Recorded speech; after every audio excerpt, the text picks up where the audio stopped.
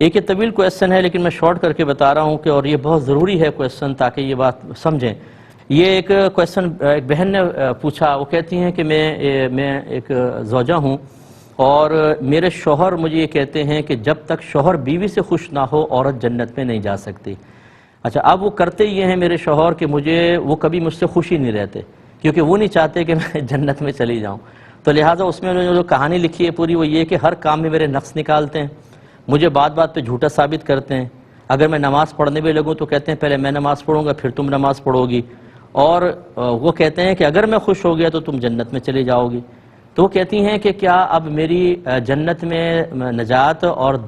میری نجات اور جنت میں داخلہ کیا یہ شوہر کی رضا پر ہی موقوف ہے؟ اس کو خوش کرنے پر میں جو فرائض پورے کر رہی ہوں اور جو میں نیک اعمال کر رہی ہوں ان کی کوئی اللہ کی بارگاہ میں قدر و قیمت نہیں ہے؟ اس کا کیا جواب ہے؟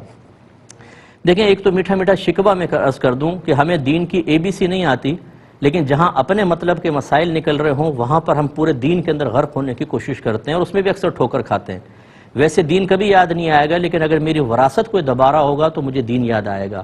ویسے ماں باپ اپنے اولاد کو دین نہیں سکھائیں گے, لیکن اولاد بدتمیزی کرے یا ماں باپ کو پیسہ نہ دے تو پھر ماں باپ کو دین بہت یاد آتا ہے. بہو کو کبھی دین یاد نہیں آئے گا, لیکن ساس زیادتی کرے تو وہ پوچھے گی مجھ صاحب میرا کیا شرعی طور پہ حق ہے. یہی شوہر بیوی کا معاملہ اور یہی ساسوں کا معاملہ ہے کہ بہو پر کیا کیا چیزیں فرض ہیں, کیا واجب, اسی وقت پوچھیں گے کہ جب ان کو کسی ان کے مفادات پر ضرب لگ رہی ہوگی. تو یہ ہر ایک کے ساتھ نہیں ہوتا, لیکن اکثر ہوتا ہے کیونکہ میری تو یہ فیلڈ ہے, 30 سال ہو گئے کام کرتے ہوئے, کہ ہم وہیں پر دین کی طرف مائل ہوتے ہیں یا دین کو فوقیت دیتے ہیں جہاں اپنا کوئی فائدہ نکل رہا ہو یا فائدہ حاصل کرنا مقصود ہو. اب جیسے یہ شوہر نامدار,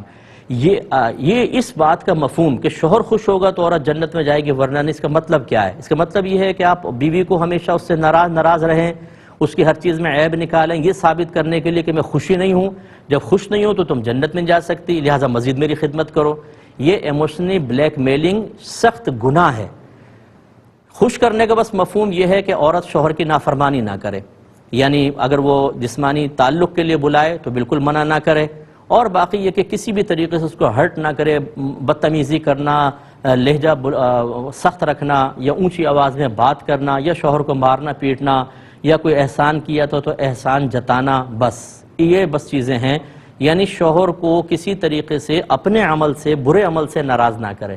باقی یہ کہ ہر طرح خوش رکھنے کی کوشش کرنا, اس میں اپنے آپ کو پورا ختم کر دینا, اس کا شریعت کی طرف سے کوئی مطالبہ نہیں ہے. میں بارہا آپ کو مسئلے بتا چکا ہوں کہ عورت پر گھر کا کام کرنا بھی واجب نہیں ہے, نہ شوہر کے ہاتھ پاؤں دبانا, نہ اس کی چائے بنانا, نہ اس کا کھانا بنانا, نہ کپڑے استری کرنا, نہ جھاڑو پوچھا کرنا.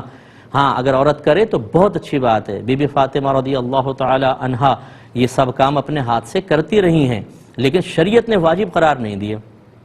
تو خلاصہ کلام یہ ہے کہ آپ کے شوہر جو اس وقت کردار ادا کر رہے ہیں وہ بالکل غلط کر رہے ہیں, اور جتنے شوہر حضرات میری بات کو سن رہے ہیں, آپ کو اللہ تعالیٰ نے اگر حاکم بنایا ہے تو اس کا مطلب یہ نہیں ہے کہ آپ ایک برے حاکم بنیں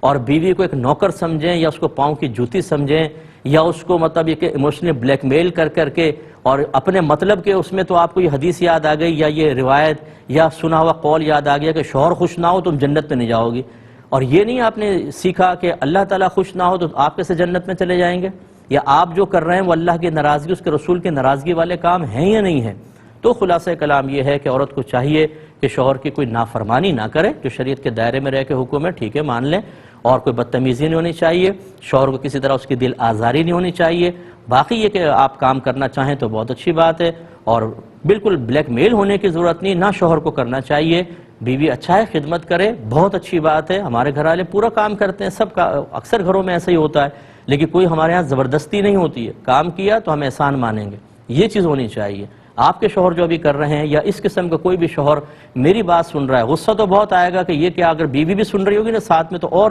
پریشان ہو جائیں گے کہ میں نے جو اتنے عرصے سے کسی کو غلط بات کہہ کے قابو میں کیا ہوا تھا آج تو یہ بے قابو ہو جائے گی مفتی صاحب کی بات سن کر, تو وہ آئندہ کہے گا حکام شریعت ہی نہ دیکھو, کیونکہ ہمارا ٹھیکہ چلنا چاہیے. لیکن یہ نہیں سوچتے کہ اگر آپ نے ہمارے پروگرام سے کچھ سیکھ لیا اور اللہ کی بارگاہ میں توبہ کر لی تو جنت کا راستہ آسان ہوگا. اگر پروگرام نہیں دیکھیں گے سیکھیں گے نہیں تو کیا مطلب اللہ تعالیٰ آپ کی مرضی کے مطابق ڈھل کر ہر چیز آپ کی مرضی کے مطابق عطا کرے گا؟ یہ کہاں سے آپ نے سیکھ لیا؟ نتیجہ نکلے گا کہ آپ اصلاح قبول نہیں کر رہے, اصلاح والی تمام ذرائع اسباب آپ نے ختم کر دیے. اب جب آپ مریں گے تو پتہ چلے گا کہ آپ نے تو ظلم ظلم ظلم کیا تھا. کسی کی بچی کو اس طرح بار بار ڈس ہارٹ کرنا یہ کس طرح جائز ہو سکتا ہے؟ کسی کی بیٹی کے ساتھ ایسا معاملہ کرنا کیسے جائز ہو سکتا ہے؟ اگر یہی طرز عمل جو آپ اختیار کر رہے ہیں آپ کا داماد آپ کی بیٹی کے ساتھ کرے یا آپ کا بہنوئی آپ کی بہن کے ساتھ کرے اور اس کو بار بار اس کا خون خشک کرتا رہے، اسے جہنم کی وعیدیں سناتا رہے، اس سے بیجا خدمتیں لیتا رہے، تو پھر آپ کے قلب کی کیفیت کیا ہوگی؟